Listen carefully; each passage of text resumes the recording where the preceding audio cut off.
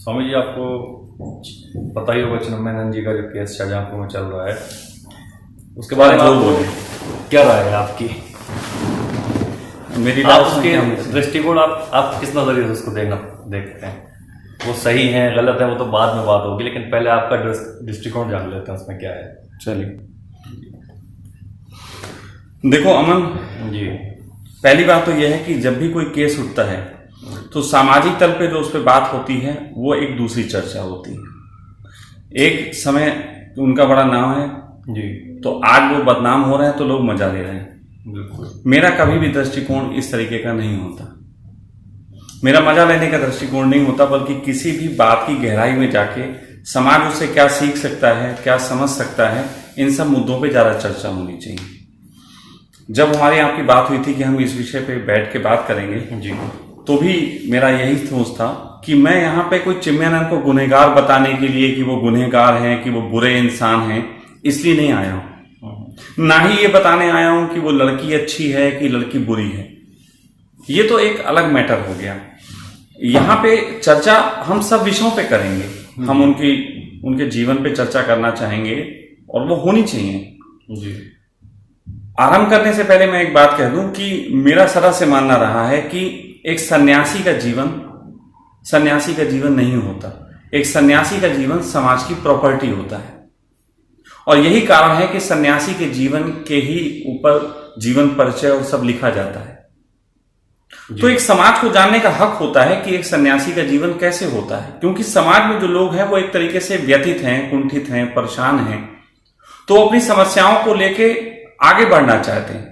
तो उसका माध्यम जो अभी तक समाज में बताया गया है वो है सन्यास या धर्म। तो जब कोई इस दिशा में बढ़ता है तो समाज के लोगों को जानने का हक है कि जब इस दिशा में कोई बढ़ता है तो उसके जीवन में क्या क्या घटता है। तो इसके तहत जो है मैं ये चाहता हूं कि चर्चा होनी चाहिए। जी, तो मैं आपसे भी, मेरा बस यही है, पहले तो मैं सबसे पहले आपका यही जानना चाह रहा हूँ, जिज्ञासा मेरी ये है आपको जानने की कि अगर स्वामी चिन्मयानंद की जगह आप होते तो आप किस तरह से अपने आप को बचाते हैं? देखो पहली बात तो यह है कि स्वामी चिन्मयानंद में और मुझ में बहुत जमीन आसमान का अंतर है। जी, जमीन आसमान का अंतर कद को लेके नहीं है। जमीन आसमान का अंतर है कि उन्होंने अपने जीवन को कैसे पेश किया और मैंने अपने जीवन को कैसे पेश किया। सन्यासी का मतलब पूर्ण होना नहीं होता। सन्यासी का मतलब ये नहीं होता कि कोई व्यक्ति पूर्ण हो गया, कि वो भगवान हो गया। सन्यासी का मतलब होता है कि एक व्यक्ति संकल्प लेता है समाज के नियम कानून से हटके अध्यात्म के जगत में अपने को ग्रो करने का। जी, तो उसमें वो एक अपने आप को मिसाल बनाता है, किसी को मिसाल बनाता है। कोई बुद्ध को मिसाल बनाता है तो बुद्ध का सन्यासी हो जाता है। कोई कृष्ण को मिसाल बनाता है तो कृष्ण का सन्यासी हो जाता है। कोई राम को मिसाल बनाता है तो उसको सन्यासी हो जाता है। लेकिन इसका मतलब नहीं होता कि वो उसको बिल्कुल डिटो कॉपी करेगा, बल्कि इसका मतलब ये होता है कि आदर्श कोई किसी ने किसको मान लिया। क्योंकि जितने भी पहुंचे, चाहे वो नानक हो, चाहे बुद्ध हो, चाहे महावीर हो, चाहे कोई भी हो, उन सबका प्लेजर एक है। लेकिन अलग अलग डायमेंशन के लोग अलग अलग लोगों से आकर्षित होते हैं। तो यहां पे अंतर इस बात का है कि चिन्मयानंद एक परंपरागत, एक हिंदू जो वैदिक धर्म है उसके तहत सन्यासी है। वैदिक धर्म का जो सन्यासी होता है उसके अपने तरीके के नियम होते हैं। और जबकि सच कहूं, चाहे मैं सन्यासी हूं चाहे हूं, सबके नियम एक ही होते हैं। लेकिन वैदिक धर्म कहता है हमारे नियम अलग हैं, सब अलग हैं। तो मैं ये चिन्मयानंद को यहां पे गुनहगार मानता हूं। उसका वो पालन नहीं कर रहे। उनके नियम है सेक्स पे कमांड करना, उनके नियम है सात्विक भोजन लेना, उनके नियम है लग्जरी से दूर रहना, लेकिन वो तो इसका बिल्कुल पालन नहीं कर रहे हैं। अब रही बात मैं एक दुनिया के सबसे भ्रष्ट आदमी का सन्यासी ओशो, मैं ये तो कहूंगा कि कम से कम इन आज के लुच्चे लफंगे जो सन्यासी नजर आ रहे हैं तुम्हें, उनसे तो वो लाख गुना अच्छे थे, फिर भी उनको लुच्चा कहा गया। मैं कहता हूं चलो मैं उस लुच्चे का सन्यासी। लेकिन मेरी सन्यास की धारणा सिर्फ ये है कि मैं जैसा भी जीवन है मेरा वो मैं जीऊंगा, उसको प्रकट भी करूंगा, छुपाऊंगा नहीं। लेकिन मेरा ये जानना चाह रहा हूँ मैं आपसे कि स्वामी चिन्मयानंद जैसे लोग, उनको कोई रोक टोक थोड़ी है, लेकिन फिर वो अपना जीवन क्यों छुपाते हैं? अगर इस तरीके से वो अपने जीवन व्यतीत कर रहे हैं तो छुपा क्यों रहे हैं? जनता से क्यों नहीं छुपाना चाहते हैं? देखो, छुपाने का जो सबसे बड़ा कारण होता है जी वो उनका व्यवसायीकरण है। जी पहली बात तो वो लोगों को धोखे में रख रहे हैं, वो लोगों को धोखे में रख रहे हैं। सन्यासी हम किसको मानते हैं? जैसे मैंने पहले कहा, सन्यासी हम उसको मानते हैं जिसने अपना जीवन परमात्मा की राह पे, सत्य की राह पे छोड़ दिया। एक तो ये सन्यासी हो गया। तो मैं आपसे कह सकता हूं मैं उस सन्यासी के तहत जीवन जिया। ये बात अलग है, आज मैं सन्यासी से भी आगे हूं, मेरी यात्रा पूरी हुई, इसलिए मैं अपने आप को सखा बोलता हूं और मैं मित्र हो गया सबका। आज मैं अपने आप को ओशो सन्यासी नहीं बोलता। एक जमाना था कि मैंने यात्रा की थी, ओशो सन्यासी के नाम पे यात्रा की थी, मैंने एक गुरु बना के यात्रा की थी, लेकिन आज मेरी यात्रा पूरी है तो मैं उनको भी मित्र बोलता हूं, तो इसलिए मैं सखा हूं, सबका सखा हूं। लेकिन चिन्मयानंद वो कोई यात्रा करने नहीं निकले। उन्होंने एक देखा व्यवसाय, बढ़िया व्यवसाय, जी हमारे उस व्यवसाय में उनको दिखा कि एक लाल कपड़े पहन लेंगे तो लोग सन्यासी मानने लग जाते हैं, तो वो लाल कपड़े पहन लेते हैं, अच्छी अच्छी बातें कर लेते हैं, प्रेमियों का विरोध करते हैं। अपने आप देखिए उनके क्या फोटो आ रहे हैं। जी तो यहां पे इस बात को सबको समझना पड़ेगा जी कि उन्होंने किस तरीके से अपने जीवन को जिया। वो कोई सन्यासी है ही नहीं, मैं पहले ही कह रहा हूं, वो सन्यासी नहीं। तो आपकी नजर में गुनहगार हैं? मैं गुनहगार भी नहीं कह रहा। उनका सबसे बड़ा गुनाह तो एक तरीके का है जो उन्होंने अपनी आत्मा के साथ छल किया। बाकी जो बाहर के जीवन में ये सब चीजें हो रही, इसको मैं गुनाह नहीं मानता। ये तो एक व्यक्ति का अपना इंडिविजुअल जीवन हो सकता है कि वो कैसे जिए, किसी के प्रेम में जिए, किसी को चाहे पैसे देके उसके साथ संबंध बनाए, वो उसका अपना व्यक्तिगत जीवन है। दो लोगों के व्यक्तिगत जीवन में हमें बीच में आने की जरूरत नहीं। नहीं, मैं देख रहा हूँ सोशल मीडिया पे जो शाहजहांपुर के लोग हैं वो अजीब अजीब गंदे गंदे कमेंट्स कर रहे हैं उनको ले, स्वामी चिन्मयानंद को लेके, जबकि वो आज भी उनके पैरों की धूल नहीं है, चाहे वो कुछ भी उनके ऊपर आरोप है, अभी वो साबित नहीं हुए हैं। तो लोगों को इस बारे में मतलब लोग मजे ले रहे हैं लोग, या वाकई चिंतित हैं लोग इस चीज़ को लेकर? देखो, जो लोग आज चिन्मयानंद को गाली दे रहे हैं वो चिन्मयानंद के सिखाए गए नियमों के तहत गाली दे रहे हैं। बिल्कुल। जैसे मैं एक छोटी सी बात कहूं, कृष्ण थे, भगवान कृष्ण का जीवन था। भगवान कृष्ण के जीवन में वो स्त्रियों के वस्त्र भी खींच लेते थे, उनको नग्न देखने के लिए सब करते थे।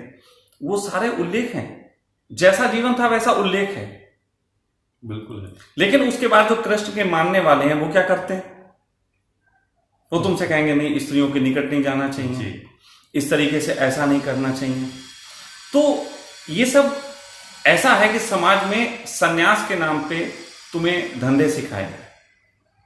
सन्यास के नाम पे पहले डर बिठाया गया, पहले लोगों को, पब्लिक को डराओ, पब्लिक को कहो सेक्स बुरा, ब्रह्मचर्य अपनाओ। अब एक व्यक्ति की नीड है सेक्स, वो करेगा। अब अगर तुम उसे डरा दोगे तो वो डर के नहीं करेगा, लेकिन छुप के करेगा। उसी से तो अपराध पैदा होते हैं। उसके बाद तुम उससे कहते हो, अब चिन्मयानंद है, दूसरों से कहेंगे सेक्स करना अपराध और खुद सेक्स कर रहे, तो जब इनको सेक्स करते लोग देखेंगे तो गालियां देंगे। बिल्कुल है। और जब ये दूसरों को कहते हैं प्रेम बुरा, ये 14 फरवरी वैलेंटाइन डे वाले दिन कहेंगे कि प्रेमी गलत काम कर रहे हैं, भारतीय संस्कृति के खिलाफ हैं। जी। तो इन्होंने जो प्रचार किया है कि सन्यासी सेक्स नहीं करता, सन्यासी मीट नहीं खाता, सन्यासी ऐसे जीवन जीता है, इनका ये किया गया प्रचार ही आज इनके खिलाफ जा रहा है, क्योंकि इन्होंने जो शिक्षा दी थी आज ये उसके अगेंस्ट हैं। पब्लिक में इनकी छवि जो आज इनको है, पब्लिक, लेकिन पब्लिक ये सोचने की कोशिश नहीं करती कि सन्यासी का लक्षण क्या होता है। पब्लिक को गलत तरीके की इंफॉर्मेशन कौन देते हैं? अच्छा, जैसे कि एक हम सुनते हैं कि कृष्ण जो थे वो जो अपने वहां किया करते थे गोपियों के साथ, वो लीला थी। जी। अच्छा, कृष्ण ने कहां कहा ये लीला थी? नहीं कर। ये किसने कहा? ये तुम्हारे पंडितों ने तुम्हें सिखाया कि वो लीला कर रहे थे, ताकि किसी दिन पकड़े जाएं तो बोले हम भी लीला करते हैं कृष्ण की तरह। जी। ये तुम्हारे पंडितों का सिखाया हुआ है। कृष्ण तो सहज जीवन जी रहे थे। एक सहज जीवन एक व्यक्ति का जो होता है, जब समाज में कोई व्यक्ति होता है तो उसके सहज जीवन में सेक्स भी होता है, प्रेम भी होता है, पैसा भी होता है, वो सब तरीके से अहंकार और सबके बीच रहता है। लेकिन जब वो सन्यास की तरफ बढ़ता है तो ऐसा नहीं है सब छोड़ के बढ़ जाता है। जो लोग ये समझते हैं सन्यास को कि वो छोड़ के बढ़ता है, वो गलत है। वो उन सब चीजों के साथ बढ़ता है, लेकिन उसकी यात्रा ऐसी होती है कि इन चीजों को लेके जो जीवन में डिवाइडिंग माइंड है वो समाप्त होना चाहिए। अगर सेक्स समाप्त हो जाता है सन्यासी का, तो कृष्ण के बच्चे कैसे हो जाते हैं? अगर सन्यासी मांसाहार नहीं करता तो रामकृष्ण परमहंस मछली कैसे खा लेते हैं? अगर सन्यासी क्रोध नहीं करता तो दुनिया के सबसे बड़े सन्यासी भगवान शंकर वो क्रोध कैसे कर लेते हैं? रामकृष्ण मां बहन की गालियां दे देते हैं। सन्यासी सब कुछ करता है, सन्यासी सब कुछ कर सकता है। अरे जब कृष्ण हत्या कर सकते हैं तो एक सन्यासी सेक्स भी कर सकता है। लेकिन इतना अंतर है कि तुम सामान्य जीवन में जब सेक्स करते हो तो डिवाइडिंग माइंड रहते हो कि करूं और ना करूं, लेकिन कृष्ण जब हत्या करते हैं तो डिवाइडिंग माइंड नहीं होते। सन्यास की परिपूर्णता तभी होती है जब डिवाइडिंग माइंड समाप्त हो जाए। अब ये बेचारे इतने डिवाइडिंग माइंड है कि 15 दिन से तो सामने नहीं आ रहे मीडिया के जी, बचते हैं मीडिया से। ये डिवाइडिंग माइंड है, सामने क्यों नहीं आते? सामने आना चाहिए, बात कहनी चाहिए। और रही बात की, अगर तुमने जैसे पहले प्रश्न किया था कि अगर आपके सामने ऐसी स्थिति आती तो विश्वास मानना, यूं तो मेरे जीवन में इस तरीके की स्थितियां आने वाली नहीं। हाँ, मुझे भी ये जरूर कह दूंगा कि कई लोगों ने मुझ पे आरोपण लगाने की कोशिश की और बहुत तरीके की बातें करते हैं, लेकिन वो मुझसे जलन से और सब भरे हुए इसलिए बातें करते हैं। लेकिन जीवन में अगर कभी ऐसा वक्त आया कि मेरे संबंध में कोई ऐसी सीडी निकली तो विश्वास मानना वो मेरी फेसबुक प्रोफाइल पे मैं खुद डालूंगा। तो आपके हिसाब से एक स्वामी सन्यासी का चरित्र कैसा होना चाहिए? सन्यासी का चरित्र होना चाहिए पर्दा नहीं, जब कोई खुदा का बंदों से पर्दा करना क्या। बिल्कुल। सन्यासी का चरित्र सिर्फ इतना ही होता है कि जब उसका भगवान सब कुछ जानता है उसके बारे में, तो वो क्यों किसी को छुपाएगा। तो सन्यासी का चरित्र तो इस तरीके का होना चाहिए। तो कानून से क्या बच पाएंगे चिन्मयानंद जी? नहीं, कानून से बचने की बात क्या है इसमें, आप बताओ। कानून तो पूरी तरीके से उनको फंसाने की कोशिश हो ही रही है लगभग, मुझे लग रहा है। लेकिन जो दूसरी तरीके की वीडियोस आ रही हैं उससे लग रहा है कि षड्यंत्र का भी एक उनके खिलाफ साजिश लग रही है मुझे ये। तो अभी इस चीज़ों के लिए क्लियर नहीं है ना कुछ। तो कानून से आप क्या बच पाएंगे या मतलब अभी उनको जेल जाना पड़ेगा कुछ दिन के लिए? देखो, कानूनी बात, अब वो जेल जाना पड़ेगा या नहीं जाना पड़ेगा ये तो मैं नहीं जानता। लेकिन कानूनी दृष्टि से अगर बात देखी जाए तो जो वीडियो आए हैं मैंने भी देखे हैं। मेरे पास भी वो वीडियो भेजे थे किसी ने। शाहजहांपुर से जुड़ा हुआ हूँ तो शाहजहांपुर के बहुत लोग मुझसे भी जुड़े रहते हैं, तो मेरे पास से वीडियो भेजे गए। तो जब वीडियो भेजे गए और मुझसे कहा गया कि इस संबंध में आपको क्या है, तो मुझे जो दिखाई दिया, जो मैंने वीडियो को थोड़ा देखा, तो मुझे समझ में आया कि असल में ये जो आरोप लग रहा है कि 1 साल तक ये बलात्कार हुआ, तो मेरा मानना है कोई भी बलात्कार 1 साल तक नहीं होता। 1 साल तक जो भी होता है रजामंदी होती है, समझौता होता है, सौदा होता है या और कुछ होता है। लेकिन उसके बाद ग्राहक और अगर दुकानदार में लड़ाई हो जाए, प्रेम में कुछ हिंसा आ जाए, प्रेम में विरोध पैदा हो जाए, तब इस तरीके के आरोपण लगते हैं। यहां पे जिस तरीके के मैंने वीडियो देखे उससे सहज नजर आ रहा है कि वो लड़की उनके साथ बहुत कंफर्ट है, वो उसकी मसाज कर रही है, जो भी कर रही, वो कंफर्टली सब बातें भी कर रही है, और कहीं पे भी वो जोर जबरदस्ती का तो कोई सीन कम से कम अभी तक जितने वीडियो मैंने देखे उसमें नहीं है जी। तो कहीं ना कहीं एक कंफर्ट लेवल पे उनकी बात थी। जो चाहे, जो मैंने कहा ना, 2 व्यक्तियों के आपसी संबंध कैसे हो सकते हैं वो उनकी व्यक्तिगत जीवन है, लेकिन उसमें कहीं ना कहीं लड़की की जिस तरीके की बातें हैं, हाँ ठीक है, चिन्मयानंद की तरफ से 1-2 बातें अश्लील की गई हैं जी, लेकिन वो 1-2 लोगों के बीच होने वाली घटना है। वो अश्लीलता को हम उसकी परिभाषा ना दें। वो तो आज जब हमें वीडियो देखने को मिलते हैं तब हमें अश्लील लगते हैं, लेकिन 2 लोग अपने घर में सामान्य जब बातें कर रहे हैं, जब नग्न हो सकते हैं, तो वहां पे ऐसी बातें भी कर सकते हैं, तो उसको अश्लीलता की संज्ञा नहीं देनी चाहिए। वो 2 लोगों के व्यक्तिगत डायलॉग्स हैं जो वो आपस में किए गए, लेकिन उस आपस के डायलॉग में एक चीज ऐसी है जो बाहर से रिलेटेड है। वो है कि लड़की अपनी माँ को लेके कि उनकी सैलरी कम है और उसका मोबाइल चोरी हो गया है और उसका पर्स चोरी हो गया, इतना महंगा चोर गया। वो पैसे पे कंसंट्रेट ज्यादा कर रही है लड़की। वो लड़की का कंसंट्रेट पैसे पे ज्यादा है, उसकी बातों से ये ज्यादा नजर आता है। तो कहीं ना कहीं ऐसा होगा कि वो लड़की उनसे जुड़ी होगी, वो उसके जुड़ने के कारण पैसा भी हो सकता है और कुछ हो सकती है। निश्चित ही कम से कम मैं कह सकता हूं कि प्रेम संबंध को तो नहीं हो सकता, लवर लैला मजनू वाला तो नहीं था। हाँ, ये हो सकता है कि वो गुरु मान के जुड़ी हो, तो उनके साथ हो, उनकी मालिश कर रही हो, या फिर उनके साथ उसको कि वहाँ हॉस्टल में छूट हो जाए या कुछ हो जाए, ऐसे कुछ सौदे हों या कुछ पैसे की मदद करते हों, तो इन सब बातों के तहत उनके संबंध हैं, ये तो नजर आ रहा है।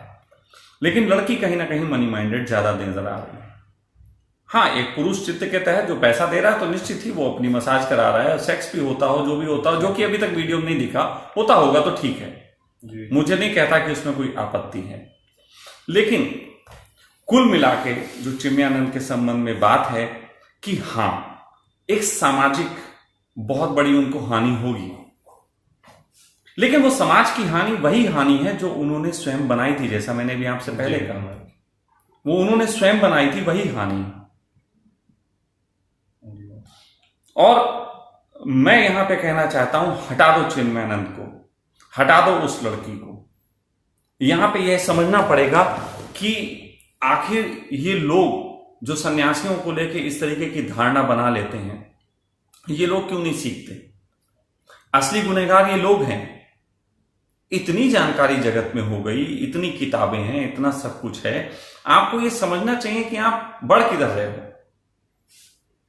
हाँ, दूसरा नुकसान जो सबसे बड़ा मुझे लगता है, वो नुकसान मुझे दिल से लगता है।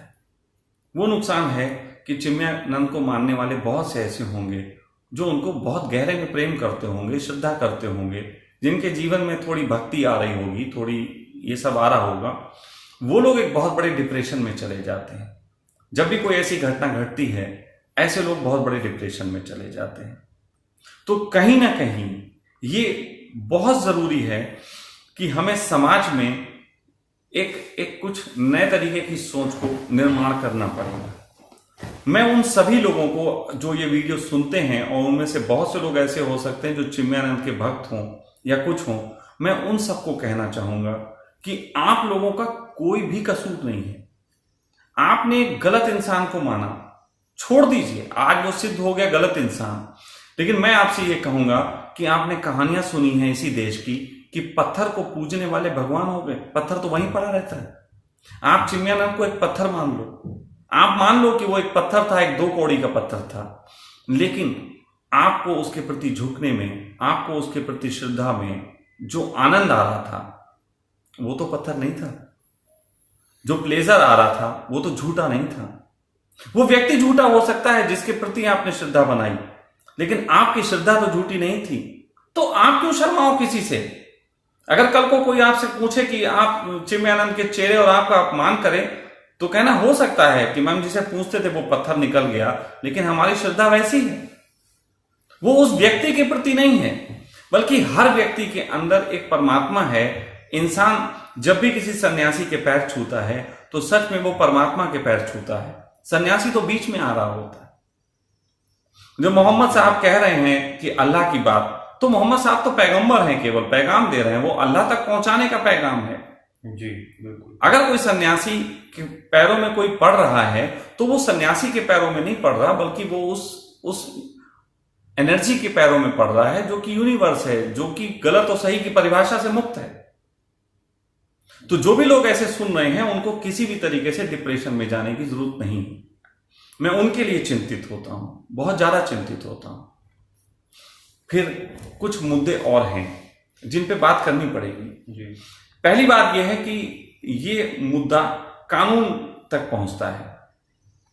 कानून के बीच में जब यह मुद्दा पहुंचता है तो सिर्फ कानूनी होना चाहिए। जी। यहां पे सिर्फ इतनी जांच की जरूरत है कि एक व्यक्ति ने उसके साथ ऐसा किया कि नहीं किया। अब यहां पे ये सन्यास और ये सब चीजें कहां से आ जाती हैं? जी बिल्कुल। कि सन्यासी ने ऐसा किया, ये सब कहां से आता है? कानून की कौन सी परिभाषा में सन्यासी की परिभाषा लिखी हुई है, मुझे जरा ये बता दो। कानून ने अभी एक पास्को एक्ट बनाया, मैं इस संबंध में थोड़ी चर्चा उठाऊं क्योंकि बहुत लोग ये चर्चा आशाराम के बारे में होती है, फिर राम रहीम के बारे में होती।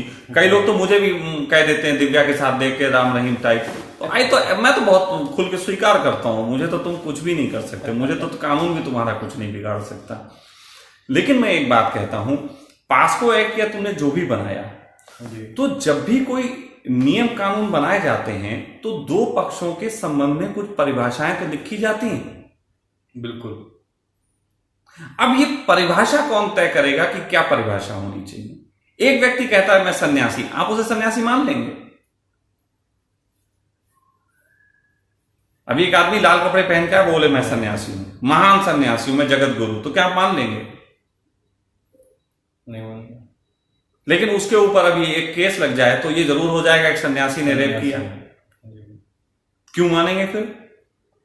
जब आप उसे सन्यासी नहीं मानते तो सन्यासी ने रेप किया ये कैसे मान रहे हैं? इसमें सन्यासी को बीच में क्यों घसीट लिया गया? इसमें सन्यास को बीच में क्यों घसीटा जाता है? कानून की अगर परिभाषा दी जाए ना, तो कानून और धर्म ये दो बिल्कुल विपरीत आयाम हैं। बिल्कुल। मैं आपसे पूछता हूं, चलो एक एक करके आज ये भी जरा बात करते हैं। मोहम्मद साहब ने तलवार उठा के कई लोगों की गर्दन काटी, कानून में इनको सजा मिलनी चाहिए या नहीं? कानून के हिसाब से तो सजा मिलनी चाहिए। कृष्ण ने अपने भतीजे की और कई भी ऐसे लोगों के रिलेटिव्स थे, उनकी गुस्से में आके हत्या कर दी, कृष्ण को सजा मिलनी चाहिए कि नहीं? राम ने अपनी पत्नी को घर से निकाल दिया और प्रॉपर्टी में हिस्सा नहीं दिया, मंथली कोई भत्ता नहीं दिया, सजा मिलनी चाहिए कि नहीं? बिल्कुल मिलनी चाहिए। महात्मा बुद्ध के ऊपर भी आ जाओ, कई लोगों को लगेगा बुद्ध बच जाएंगे इससे। महात्मा बुद्ध ने उस समय उंगलीमान जैसे डकैत को अपना सन्यासी बनाया और अपने साथ रहने की जगह दी। अपराध है कि नहीं? मैं ओसामा बिन लादेन को अपने घर में रख लूं, मैं पकड़ा जाऊंगा कि नहीं? बिल्कुल पकड़ जाए। तो फिर तो कानून के हिसाब से तो सब गुनहगार। बिल्कुल। तो मैं, आप जितने लोग सुन रहे हैं, मैं आपसे एक बात कहना चाहूंगा, यार हमारी बात सुनो, ऐसा एक इंसान सुनो जिसने पाप ना किया हो, जो पापी ना हो। पहला पत्थर वो मारे जिसने कोई पाप ना किया हो। चिन्मयानंद को खड़ा करो बीच बाजार में और आप सब में पहला पत्थर वो उठाओ जो पापी ना हो, और उसके मन को ये पता होना चाहिए कि वो पापी नहीं। बिल्कुल। तब बड़ा मुश्किल हो जाएगी उसको पत्थर मारने में। फेसबुक पे कुछ भी लिख देने से तो कुछ, देखो फेसबुक पे जो आज लिख रहे हैं ये सब प्रतिशोध। मैं अपनी बात करता हूं, मैं भी शाहजहांपुर का हूं जी। शाहजहांपुर में सन 2000 के समय में, जिस समय मेरा रेस्टोरेंट को लेके बवाल हुआ था, मुझ पे किस तरीके के आरोपण लगे थे? आप तो शाहजहांपुर के हो जी। किस तरीके के मुझे बदनाम किया गया और सब किया गया। लेकिन हाँ, मेरा ढंग था, मैं उसी शाहजहांपुर के बीच रहा और जिया। बिल्कुल। मैं भागा नहीं, मैं पत्रकारों से बात की, मैं मीडिया से बात की, मैंने पुलिस से बात की, हर एक से बात की। जो मैं कर रहा हूं वो सामने है। ये बात अलग की है कि लोगों के पास एक बड़ी खूबी है, कहते हैं कि चाइना से जब चाउमीन चली थी तो वो पंजाब से गुजरी, तो पंजाबियों ने उसे पकड़ा और उस पर छौंका लगा दिया। जब चाइना से चली थी तो कोई मसाला नहीं होता था, लेकिन वो जब पंजाब से गुजरी तो उस पर छौंका मार दिया बिल्कुल मसाले सारे डाल के उसे बिल्कुल अपने योग्य बना लिया। तो सच बात यह है कि वो चिन्मयानंद के साथ जो गुजर रही है वो तो बेचारा वो जाने, लेकिन लोग फेसबुक पे उसे अपने अनुसार बना रहे हैं, तड़का लगा। तो ये तो किसी के जीवन में भी हो सकता है। आप अपने जीवन के संबंध में ये बातें लिख दीजिए तो पता लग जाएगा कि कितना बवाल हो जाएगा। बिल्कुल। हर व्यक्ति फेसबुक पे उसका ऐसा है कि अगर आगे चल के ऐसा भविष्य में होने वाला, मैं आप सबको बता दूं कि आप लोग जो कुछ भी लिखते हो, जो कुछ भी सब करते हो, वो फेसबुक को पता है। अगर फेसबुक को गुस्सा आ जाए, वो सब लोगों की प्रोफाइल ओपन कर दे, बिल्कुल, तो बड़ा बवाल कट जाएगा। कितनी स्त्रियों से तुमने कैसी बातें की होंगी, कितने पुरुषों के साथ कितनी स्त्रियों ने कैसी चर्चाएं की होंगी, कैसी कैसी ठगी और बदतमीजी चल रही है, बेशक। तो ये जो है सब क्लियर हो जाएगा। लेकिन आपने मुझसे बात उठाई, आपने मुझसे बात करने का सोचा, तो उसका सबसे बड़ा रीजन ये था कि वो भी एक शहर के हैं और मैं भी उस शहर का हूँ। मेरा भी जीवन है सन्यासी का, जो कि पूरा खुला हुआ है कि मेरी गर्लफ्रेंड है, कि मेरा जीवन है, मैं बियर भी पीता हूँ, मैं हुक्का भी पी लेता हूँ, मैं सब कुछ कर लेता हूँ, ये मेरा जीवन है। और दूसरी तरफ उनका जीवन है कि वो कहते कुछ हैं, करते सब कुछ हैं। अभी तो इनका बाबा जी का बियर पीता फोटो नहीं आया, किसी दिन बियर पीता भी फोटो आ सकता है, किसी दिन हो सकता है ये भी हुक्का पीते तुम्हें नजर आ जाए। लेकिन दो सन्यासियों के बीच जब चर्चा हुई, जब मेरे जैसा जीवन और उनके जैसा जीवन, तो मैं इतना ही कह सकता हूं कि मेरे जैसे जीवन में जब मैं बढ़ा तो कष्ट बहुत थे। लोगों ने समझने की कोशिश नहीं की कि मैं क्या कदम ले रहा हूं, किस तरफ बढ़ रहा हूं। लेकिन मैं कह सकता हूं कि उन्हीं सब झंझावातों से गुजर के मैंने जीवन की अच्छाई बुराइयों से गुजर के आज जीवन का वो सत्य जाना जो मुझे बहुत आनंदित करता है। लेकिन वो बाबा जी अपने को पर्दा डाल के दुनिया के सामने सब कुछ रख के उन्होंने बहुत धन कमाया, बड़ा यश कमाया, बड़ा संपत्ति कमाई, हजारों करोड़ रुपए उनके पास हैं, लेकिन आज ना वो रुपया उनको बचा सकता है उनकी इज्जत जाने से, ना उनकी खुद की कोई एक्शन। बिल्कुल। मैं अगर चिन्मयानंद जी को संदेश देना हो तो मैं चिन्मयानंद जी को एक संदेश देना चाहूँगा कि चिन्मयानंद जी जागो, जीवन के उस पड़ाव पे हो, उस सांझ पे हो कि थोड़ी दूरी पे मौत खड़ी हुई, तो कम से कम खो जाने दो प्रतिष्ठा, खो जाने दो अपना आश्रम, जाने दो जेल को, शरीर को, जेल में चला जाएगा शरीर, लेकिन हो सके तो अपनी आत्मा बचा लो। एक सन्यासी तुम जैसे सन्यासी को एक संदेश दे रहा है, क्योंकि चाहे तुमने सन्यास लिया हो, चाहे मैंने सन्यास लिया हो, दोनों ने अपने गुरुओं से एक ही वादा किया था कि हम अपनी आत्मा को जिंदा रखेंगे मरते दम तक। तो यदि आप कृपा करके ऐसा कर लेते हैं तो कम से कम मैं कहूँगा कि आप बहुत प्यारे इंसान हैं, बहुत प्यारे इंसान हैं। बाकी मुझे लगता है कि चर्चा के दौरान बहुत प्रश्न अगर उठ नहीं पा रहे हैं उस ढंग से जैसे बहुत से लोगों को लग रहा होगा, अगर कुछ बात रह गई हो तो करो, नहीं तो फिर बंद करेंगे। सवाल आएंगे इन लोगों के, तो उसके बाद हम लोग अब फिर एक किसी दिन बैठ लेंगे। ठीक है, तो मैं इतना ही कहूँगा कि मैंने सिर्फ इतना आपसे कहने की कोशिश किया कि सन्यास को समझने की ज़रूरत है, सन्यास के झूठे प्रचार से बचने की ज़रूरत है। काम, क्रोध, लोभ, मोह, ईर्ष्या, द्वेष, अहंकार, इनमें सिर्फ लोभ, मोह, दो ही चीजें ऐसी होती हैं जिससे, ईर्ष्या, ये तीन चीजें मैं मानता हूं ऐसी होती हैं कि जिससे मुक्त होने का काम सन्यासी को करना चाहिए।